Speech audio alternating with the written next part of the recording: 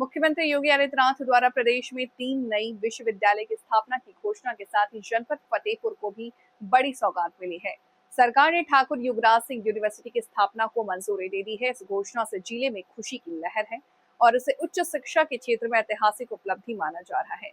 University की स्थापना से अब फतेहपुर सहित आसपास के जनपदों के विद्यार्थियों को गुणवत्तापूर्ण एवं रोजगार परक उच्च शिक्षा के लिए बड़े शहरों का रुख नहीं करना पड़ेगा।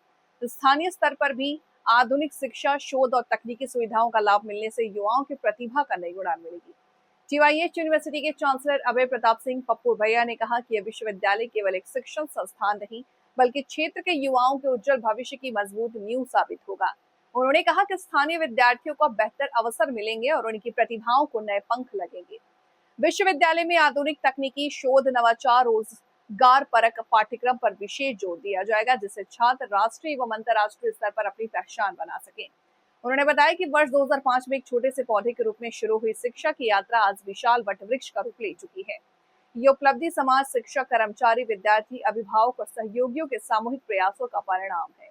विश्वविद्यालय प्रबंधक का कहना है कि संस्थान का उद्देश्य केवल डिग्री प्रदान करना नहीं, बल्कि ऐसे योग्य, सांस्कृतिक और राष्ट्र निर्माण के प्रति समर्पित नागरिक तैयार करना है, जो समाज और देश के विकास में महत्वपूर्ण भूमिका निभाएं।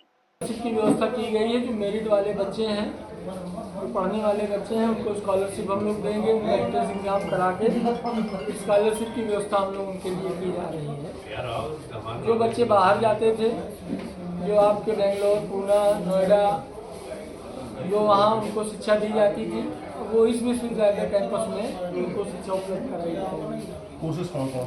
कोर्सेज की लिस्ट आपको दे दी गई है।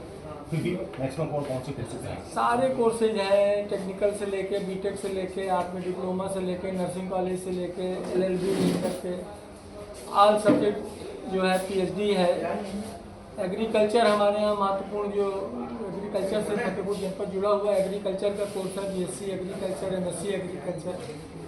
उस हर सब्जेक्ट से PhD भी हम लोग जनवरी से इनरोल कर रहे हैं। जैसे कि देखा जा रहा है कि इसको ऐसे भी वो अफोर्ड नहीं कर पा रहे, तो उनको कैसे जो बच्चे मेरिट के हैं, जो बच्चे पढ़ने वाले हैं, सरकार भी उनको सुविधा दे रही है। हम लोग भी, अपनी यूनिवर्सिटी भी उनको स्कॉलरशिप की व्यवस्था की जाएगी।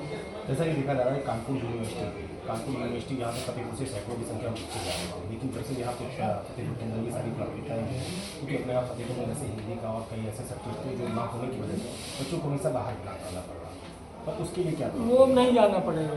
जो कानपुर यूनिवर्सिटी, प्रयागराज यूनिवर्सिटी जो सुविधाएं दे रही है, उससे अच्छी व्यवस्था हम लोग प्राइवेट यूनिवर्सिटी वाले हैं। जब उनके पैरेलल उनसे अच्छा काम करेंगे तभी बच्चे यहाँ रुकेंगे। शिक्षा को शिक्षा के क्षेत्र में देखा जाएगा या व्यवसाय के क्षेत्र में? शिक्षा को शिक्षा क्षेत्र से ही देखा जाएगा। ये 22 साल 23 साल हो गए हमको इस पर काम करते हुए। आप लोग भी यहीं फतेहपुर के हैं। हम लोग यहाँ केवल एक सेवा भावना से ही कॉलेज बना रहे, नहीं चाहते तो बाहर बना लेते इतना बड़ा इन्वेस्टमेंट करके। विश्वविद्यालय जो बना है अपनी पूरी रिजिडिटी बना के रखेगा, अपनी पूरी। सीटें कितनी रहेंगी लगभग? सीटें तो भाई साहब, जो बोर्ड ऑफ कमेटी है हमारी, यदि बच्चों की संख्या बढ़ती है तो हम लोग अपने उसी रेशियो से टीचर की संख्या बढ़ाएंगे और सीटें के बोर्ड ऑफ कमेटी से हम लोग सीट बढ़ा लेंगे। मैक्सिमम सीट अभी कितनी रखी गई है? किस सब्जेक्ट में? किसी भी सब्जेक्ट में अभी एक टीचर पे 60 सीट होती है। अभी तो कोई भी एक प्रोफेशनल कोर्स ले लो तो 60 का इंटेक रखा गया है। जो क्लासरूम साइज है वो 60 का है। और जितने भी प्रोफेशनल कोर्स हैं, बीटेक हो या एमटेक हो या BBA, BCA या MBA, MCA हो, तो इन कोर्सेज में तो डिपेंड करता है कि यहाँ के बच्चे कितने करते हैं। जैसी रिक्वायरमेंट बढ़ेगी वैसे ही हम आगे यूनिवर्सिटी से परमिशन ले लेंगे, तो हमको और भी सीट की मान्यता मिल जाएगी।